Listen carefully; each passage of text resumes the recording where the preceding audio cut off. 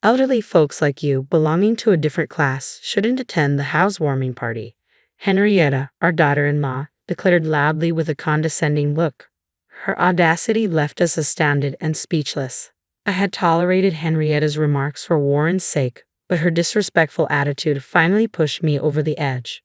My husband, Reagan, shared my sentiment. We exchanged glances, nodded in agreement, and confronted Henrietta. "Understood," she said, smiling smugly before returning to Warren. "I am Bridget, 73 years old, and Warren is our son with Reagan." Warren had always been reserved but came into his own in college. After graduating high school, he found a job and eventually brought home a quiet woman he was seriously dating. Despite her nervous demeanor, her sincerity in wanting to marry Warren won us over, and we happily consented to their marriage. 3 years into their marriage, during Christmas, Warren and his wife were coming home for the first time. I was excited, having let them spend their first Christmas alone. Henrietta, initially shy, gradually relaxed and seemed to get along with Reagan. As darkness fell, I prepared dinner, and Henrietta offered to help in the kitchen. As we stood there, an unfamiliar voice disrupted the moment. "It's cold. This house is too cold," said Henrietta, her voice unexpectedly low and harsh. I turned to her in disbelief as she rubbed her hands together, wearing a discontented expression I had never seen before. Her eyes met mine, filled with undisguised displeasure. "I hate old houses like this. I really didn't want to come," she continued, her tone unhappy. Stunned and speechless at her sudden change, I struggled to comprehend her words. Just moments ago, we had been chatting cheerfully, and now she was venting her bad mood without restraint. "You look like you've seen a ghost," she sneered, her tone sharp. "It was all just an act to get married, you know. Now that we're married, I'm tired of it. Anyway, hurry up and get ready. I'm hungry." Henrietta, seemingly annoyed by my stunned silence, gestured dismissively towards the stove. I hurried to obey, shaken more deeply than I realized. I began bustling around, preparing for the visit. Henrietta, however, did nothing but dictate, not lifting a finger to help. She complained incessantly, criticizing my methods while making no effort herself. As preparations neared completion and only serving remained, Henrietta suddenly sprang into action. She charmed Reagan and Warren, blushing at their praise. It was then that I finally understood Henrietta's true nature. 10 years later, Warren and his wife were returning for a visit. Henrietta had revealed her true colors many times in my presence, always maintaining a different demeanor around Reagan and Warren. Despite my suspicions, I had remained silent, hoping it was all a misunderstanding. Yet each visit only confirmed my doubts. Upon hearing they were coming back, I felt a pang of dismay. I planned to avoid being alone with Henrietta as much as possible. When the doorbell rang, I sighed and opened the door to find Warren standing alone. Surprised by Henrietta's absence, I instinctively looked around for her. Warren, noticing my reaction, spoke with a hint of apology. "Sorry, Mom. Henrietta had some urgent work and will join us later," he explained. "It's okay to go ahead with the grave visit without her." Realizing Henrietta wouldn't be joining us until her work was finished, I felt a wave of relief. The thought of not having to witness Henrietta's behavior, even for a short while, lifted my spirits. I welcomed Warren into the house, and Reagan, noticing Henrietta's absence, asked about her. As I prepared tea, I found myself sighing deeply without realizing it. We decided to relax for the day and postpone the visit to the grave until the next day. When Warren informed Henrietta, she responded saying she couldn't finish her work in time but asked him to apologize on her behalf. Reagan brushed it off as unavoidable, but I couldn't shake the feeling that Henrietta simply didn't want to attend the grave visit. I didn't voice my thoughts and reassured everyone not to worry about it. The rest of the day passed uneventfully. The following day, after visiting the grave and returning home to relax, Henrietta called to say she had finished her work and would be coming over that evening. The timing of her call immediately after the grave visit struck Reagan and Warren as odd, and it heightened my suspicion. That evening, just as we were about to have dinner, Henrietta arrived looking slightly sweaty and out of breath, as if she had rushed. I couldn't help but frown involuntarily, but Reagan and Warren were delighted to see her, so it kept quiet. Henrietta, freed from work, was asked to shower first while dinner was being prepared. She agreed somewhat apologetically. At dinner time, when she saw the sandwiches on the tray, she muttered unhappily, "Sandwiches. That's it. After a hot day at the grave, I'm tired of eating this." She continued to express her dissatisfaction, saying, I managed to avoid going to someone else's grave in this heat, and all I get is a simple meal like this. As Henrietta tied up her hair and walked towards the living room, I felt anger rise within me, but I couldn't find the words to confront her. In the living room, she instantly started chatting happily with Reagan, leaving me silently frustrated. Another 10 years passed, and Warren decided to move from his apartment to a house. After discussing it with Henrietta, they decided to pay as much of the down payment themselves but asked us for a little help with the shortfall. Of course, we couldn't refuse Warren's requests, so we agreed and transferred the needed amount promptly. Soon after, Warren informed us that their new house was built, and they planned a housewarming party with both families. I hadn't seen Henrietta's parents since the wedding, so I was eager to meet them again despite everything that had transpired. When Warren invited me to attend their housewarming party next month, I readily agreed, much to his delight. He promptly shared the news with Henrietta, whom I presumed was on the other end of the phone.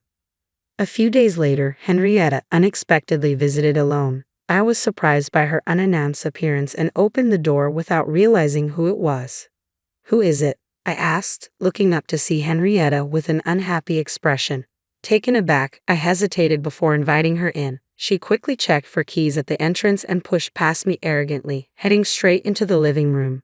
She must have noticed that Reagan's keys were not there, indicating he was out for his daily walk and wouldn't be back for a while. Feeling somewhat trapped, I followed her into the living room. Henrietta stood there, waiting for me without sitting down. Before I could even close the door, she glared at me and spoke sharply. Bridget, about the housewarming party. It's a nuisance, so could you please not come? She demanded abruptly. What are you suddenly talking about? I responded, taken aback by Reagan's absence. Henrietta, crossing her arms, began speaking in a high-handed manner. You're planning to talk to my parents about me, aren't you? She accused, glaring at me with evident disgust. It was clear she didn't want her parents to know about her behavior. She must have deliberately chosen a time when Warren was at work and she had a day off, knowing Reagan's routine of taking walks. Henrietta was indeed cunning. I had no such intention, but now that you mention it, it might not be a bad idea, I replied calmly. Henrietta frowned in annoyance. It's no joke. I married Warren because he's good-looking and earns decently. I don't want to deal with annoying relatives, she explained bluntly, revealing her true reasons for marrying Warren. Her expression froze when she saw my astonished face. As I pondered Henrietta's strange behavior, the living room door opened behind me. I turned around to see Reagan, looking surprised as he observed Henrietta. Realizing her conversation with me had been overheard, Henrietta clicked her tongue but decided to brazen it out. Anyway, elderly folks like you, being of a different class, shouldn't come to the housewarming party, she declared with audacity that left us astounded and at a loss for words. I had finally reached my limit with Henrietta, who dared to say such things even in Warren's absence. I had kept silent for Warren's sake until now, but I could no longer overlook her behavior. My husband Reagan seemed to share my sentiment. We exchanged glances, nodded in agreement, and calmly told Henrietta that we understood. Satisfied, she smiled and went back to Warren. Left behind, we felt suddenly weary and sat down on the sofa. On the day of the housewarming party, we decided not to go to Warren and his wife's home. We hadn't told Warren anything about the incident with Henrietta. Naturally, he must have expected us to arrive. Sipping coffee with Reagan at a cafe, I pondered this situation. Suddenly, Reagan's phone rang. He got up, answered the call, and stepped out of the cafe. I quickly paid the bill and followed him to the car. Reagan switched his phone to speaker mode so I could hear Warren's voice too. Dad, something strange is happening. All my relatives have suddenly made other plans and you and Mom haven't arrived yet. Even Henrietta's relatives are canceling one after another. What's going on? Feeling guilty about Warren's anxious tone but deciding to play dumb, we exchanged glances. Who knows what Henrietta's saying?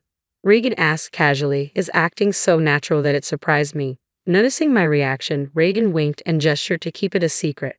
Suppressing a laugh, I covered my mouth. Henrietta seems confused too. Oh, another call's coming in. I'll call back later. Be safe coming over, I said, trying to sound casual. Warren still seemed to expect our visit, which made me feel guilty, but I convinced myself it was necessary to make a point to Henrietta. Then my phone rang. It was a relative who was supposed to attend today's party. Feeling apologetic but engaged in conversation, I chatted for a while. Meanwhile, Reagan's phone rang again. This time it was Warren. Reagan switched to speaker mode and answered. Dad, I just spoke to Henrietta's mom. What's going on? If you can still come, please do right away. Warren's voice sounded strained, almost on the verge of tears, which tightened my chest. Reagan glanced at me with concern. After a nod from me, he reassured Warren. We understand. We'll be right there. Calm down, Reagan replied soothingly. Warren sounded relieved and hung up. We were at a cafe near Warren's new home, so we drove there immediately. Upon arriving and ringing the doorbell, Warren rushed out to greet us. Behind him, Henrietta stood glaring at us with furious eyes. Once inside, Warren ushered us to the living room where we settled on the sofa. Eagerly, Warren began to ask, I didn't expect you to arrive so soon. Where were you? What's going on? All our relatives are angry, Henrietta's relatives are apologizing, and I have no idea what's happening. Calm down, Warren. First of all, congratulations on your new home. I began, trying to soothe him. I'll explain everything. Turning to Henrietta, who sat silently, I continued, You know why we're the only ones here, don't you? What do you mean? Henrietta feigned ignorance, prompting a slight sigh from me before I continued. It seems you didn't want us here, but given the current situation, your worries are over. I explained calmly. What does that mean? Warren sounded confused, his brow furrowing. I smiled slightly and continued. Both your relatives and ours know everything now. Unfortunately, your plans have failed. You've already been reprimanded by your relatives, haven't you? A low growl unmistakably from Henrietta interrupted. Reagan and I were astonished to hear her reaction for the first time, but I ignored it, maintaining eye contact with Henrietta. Now that your true nature is exposed, why don't you just accept it? I asked. I didn't invite you. Henrietta's voice was quieter now, making Warren lean in closer to hear her repeat herself. Suddenly, Henrietta raised her head, stood up, and began to yell. I didn't invite you. I told you not to come. Why did you come anyway? And spreading lies among the relatives, framing me, is that fun for you? Taken aback by her intensity, Warren recoiled. I sighed as Henrietta continued to insist she was the victim. Mobile phones are so handy, aren't they, Henrietta? I nodded at Reagan, who took out his phone, operated it, and then looked at Warren. I just wanted to marry Warren because he's good-looking and earns decently. I don't want to deal with troublesome relatives. Anyway, elderly folks like you, being of a different class, shouldn't come to the housewarming party. Henrietta's words from that day played from Reagan's mobile phone. Henrietta turned pale and glanced at Warren. After hearing the playback, Warren slowly turned to Henrietta, his mouth agape. Henrietta tried to deny it, but what excuse could she give after that recording? The weather turned bad, so I cut my walk short and came back only to hear this incredible conversation. I couldn't help but record it, Reagan explained regretfully. Warren looked at me for confirmation, and I nodded firmly. I couldn't believe it at first either, Warren, but the truth is there in the recording. Henrietta's true feelings and her last words were said despite my presence. It's hard to escape now, Reagan said, fixing his gaze on Henrietta. Could anyone stay calm knowing she had been deceiving everyone since her dating days with Warren, let alone after their marriage? Reagan continued. Seeing his stern look, Henrietta dropped her shoulders and ceased her struggle. This seemed like affirmation to Warren, who abruptly stood up and left the house. It happened so suddenly that we couldn't stop him. Although Reagan hurried after him, Warren soon returned. Apparently, Warren had driven off somewhere, leaving his mobile phone behind, making it impossible for us to call him. Henrietta was left behind, surrounded by us, trembling and pale, huddled up helplessly. Eventually, Warren returned, holding something in his hand, which he slammed in front of Henrietta. Send the divorce papers and leave, he said quietly. Henrietta looked up at Warren, her mouth agape, but Warren repeated himself. He took a pen from the holder on the table and began to fill in his part. After finishing, Warren forced the pen into Henrietta's hand and tapped on the divorce papers. Come on, sign and leave, he said forcefully. Overwhelmed, Henrietta, though frightened, filled in her part. She looked at Warren when finished. But he avoided eye contact, checking for any missing details. Finding no errors, Warren forcefully made Henrietta stand up and dragged her to the front door. He pushed her outside, ignoring her attempts to cling to him and throwing her bag outside. It's late, so I'll submit this tomorrow. Don't ever come back to this property, Warren said, slamming the door shut and locking it. Henrietta's pleading voice could be heard from outside, but Warren ignored it and turned to apologize to us. "I'm sorry for the trouble. I had no idea she was like that." We could say nothing to his deep apology, just embracing him. Before long, Henrietta's voice faded away. We decided to stay at Warren's new home that night. The next morning, Warren submitted the divorce papers first thing, and his divorce from Henrietta was finalized. Concerned about his heartache, we chose to stay another night. That evening, with a somewhat calmer Warren, we discussed everything that had happened. As we recounted the past events, Warren listened with clenched fists. Reagan, who was also unaware of these details, placed his hand on my shoulder as I spoke. Then, we revealed the truth about the current situation after Henrietta had left, telling us not to come. I learned that Reagan had spontaneously recorded the conversation. Together, we decided to inform Henrietta's parents. When we called and explained the situation, Henrietta's parents initially were in disbelief but changed their attitude and kept apologizing after hearing the recorded audio. Angry about their daughter's misdeeds, they intended to inform the relatives who had planned to attend the housewarming party not to go. After hanging up, we discussed and decided to do the same with our relatives. They too were furious and said they wouldn't attend. That is how the current situation unfolded. Hearing all this, Warren's shoulders drooped again, worried but unable to do anything. We decided to spend another night. The next day, Warren came into the living room looking relieved and shared what happened the previous night. He had apparently contacted his former in-laws. Henrietta was now at her parents' home, being disowned and facing eviction. They also planned to bring alimony, which would be imposed on Henrietta as her debt. While Warren felt this was not enough, he seemed more settled than expected. After returning home, we immediately started packing up our old house. Now dated, it was set to be handed over as the house was being remodeled for us to live in together. Since Warren was at work during the day, the renovations were scheduled to take place then. Though costly to modify a newly built home with some financial gain from the recent events and our help, the decision was made. While waiting for the house's remodeling, we were happily clearing out our old home.